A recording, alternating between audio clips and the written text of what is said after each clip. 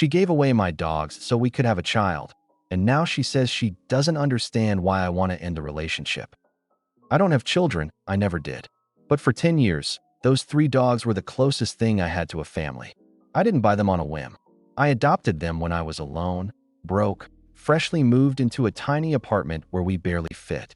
I raised them from puppies, nursed them when they were sick, trained them, fed them better than myself. They were my home, my companions, my responsibility. And yes, I loved them like children. When I met Laura, I never imagined that part of my life would become a problem. At first, she laughed at how I spoke to them, at the routines I had with them, at how I could tell when one was sad just by the way they lay down. She said it was sweet, that I was a different kind of man. And I felt lucky. I thought I had found someone who understood that love doesn't mean dividing, but multiplying. For a while, we lived separately. She came over, spent the weekends, and everything flowed, no tension. If the dogs barked or left hair on the sofa, she accepted it as part of the package. But everything changed when she moved in with me. Suddenly, it wasn't so adorable anymore. Suddenly, walking them was a nuisance.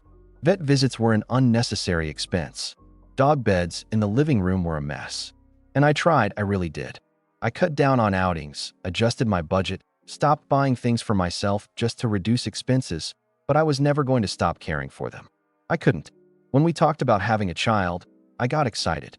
Not because I wanted to replace the dogs, but because we would finally grow as a family.